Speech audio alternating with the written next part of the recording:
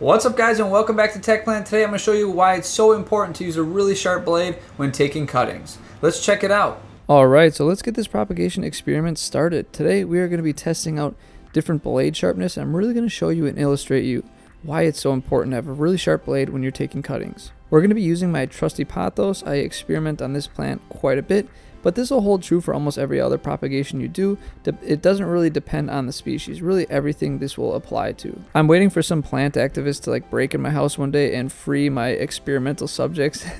Especially this Pothos plant. I've already taken cuttings so many times for so many videos. I feel a little guilty. I'm going to do this by testing 3 different grades of sharpness. One is going to be ultra sharp. These are actually double-sided razors that I shave with, so they are just incredibly thin and incredibly sharp. The second is going to be a pair of scissors, which I'm sure most people probably take cuttings with, or even a duller, more thicker kitchen knife.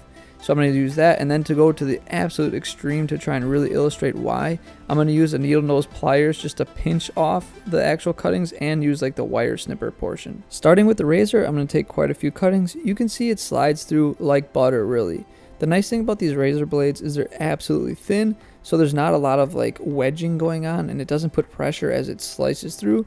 It just kind of glides right through the plant and leaves the cleanest cut. Next up, I'm going to chop some of the Pothos up with a scissors. This is just a standard kitchen scissors, and honestly this one is relatively new, but I know a lot of people are probably using older scissors, or who knows how sharp their stuff really is, or even thick knives. If you look pretty close as I snip with the scissors, you can see it starts to almost pinch the actual cuttings before it slices through, and that pinching damages the actual structure of the plant cells, and you'll see what happens in the future because of that. And now lastly, I'm going to use the needle nose pliers. I know no one is going to pinch apart their plants with the needle nose pliers, but I really want to do a very extreme version to really show you what's happening to your plant when you're using something that's more dull and isn't doing clean cuts.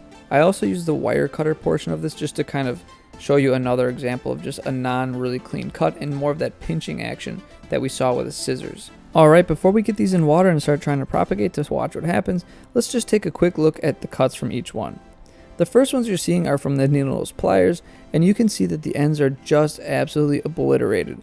There's tons of damaged tissue, and it goes quite deep into the actual cutting. There's a lot of kind of open sores or holes, I don't even know how to describe it, but it does not look good. Next up is the scissors cuts. They do look pretty decent, but you can see there is a lot of flesh tearing, and there really isn't a clean edge. Even though from far away when you make your cuttings it might look pretty decent, once you look closer you can really see the evidence and the damage done by a not very sharp blade. Again, these scissors are brand new too, so they are pretty darn sharp. But you can sort of see around the edges where the pinching kind of bruised it, and you can see the darker color already starting to appear. Now, these macro shots get me really excited. Looking at this next batch, these are from the razors. They're absolutely perfect and clean. I can't spot a single issue with these cuttings. It is so darn clean. You can see every bit of structure of this plant. It almost reminds me of what you would look at in science class back in high school when you look at plants on a slide. It is just a perfect clean cut. Alright, now that we have it all separated and organized, I'm going to put these in each their own cup of water, and I'm just going to let it sit over time, and we're just going to observe the results. Alright, looking at them from slightly far away, starting with the actual pliers chopping one, or the pinching one really, you can see the ends are pretty much black, and they do look pretty terrible. Looking up very close with the macro lens, you can really see the deterioration of the flesh and how much it's kind of been eaten away as the damaged tissue has either disintegrated, fallen apart, or been consumed by bacteria. Overall, it's not looking good, but the rest of the nodes are actually pretty healthy. Looking at the ones cut with the scissors, they look a lot better. The damage is not as big as the pliers one. However, you can still see every single end is damaged, bruised, and has the black and brown stuff on it. Because the cuts weren't very clean, the flesh is starting to die and deteriorate on the ends because it was all damaged. However, it's not spreading very far, so I would say it's probably just fine. Now for the ones with the razor, you can still see they dang near look brand new. Besides a little bit of discoloration, they look fantastic. Some of the darker stuff is actually just algae that's built up a little bit, but overall the cuts look just as good as they did the first day, even after 2 weeks. To me, the difference is absolutely incredible. Even the scissors look horrible compared to the razor blade ones. The cleanliness and just the perfect slice really makes a super big difference. Alright, another month has gone by, so we are at 2.5 months total time since cutting, and you can see the cups are looking quite horrible. I actually really neglected the heck out of these things because I wanted to push them to their limits, and you can see each cup is filled with algae and hardly has any water in it. A lot of times people ask me if I change the water and everything, and really I never do. Even if the algae kind of builds up in there, I don't ever notice it causing too many issues, so usually I'm just topping it off. However, there is quite a bit of algae in these cups, so I probably would have changed the water at least once just to kind of try and reduce it a little bit. Starting with the ones that we cut with the pliers, or I should say pinched off with the pliers, you can see that they've all actually rooted and they're putting out new growth. So they actually survived this just fine without rotting all the way through.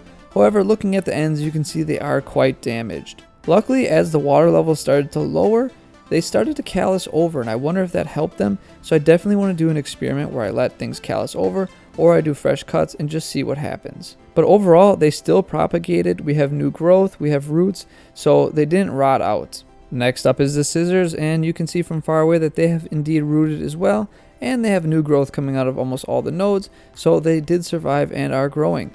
Looking at the actual ends that were cut, they do look pretty poor, but again, they're not as bad as the pliers, and it hasn't rotted any deeper, so really it just is unsightly at this point. Switching over to the cuttings that were cut with the razor blade, you can still see they look fantastic. Besides a slight bit of discoloration from algae and a little bit of drying on the ends, they still look great. You can really see the difference in the quality of cuts based on how sharp your blades are. So I can definitely conclude that if you start with really sharp blades, it's going to give your propagations much better chances of survival and just keep them cleaner and healthier overall. A lot of times in the comments I get people asking like why their stuff is rotting, and I've been slowly trying to discover that reason, but honestly I can't really figure it out because not much of my stuff rots. I have lost a few things that rotted, but they were already pretty far gone from coming through the mail. I really never have problems with any sort of rotting, whether I'm propagating in water or sphagnum moss or perlite. Seeing this experiment go through though, I almost wonder if people are seeing the little bit of rotting on the end and they kind of freak out and decide that it's rotting, overreact, and do a lot of things that really change up the plant's cycle or life and cause more damage than if they just would have just left it alone. Well guys, that pretty much sums up this episode. I hope you enjoyed it, and I hope you could clearly see why it matters to use a very sharp blade. This should help you with future cuttings because it really helps me avoid any kind of rot and just keep things going smoothly. Your cuttings will thank you for it. As always, may your plants grow strong and healthy. I will see you next time.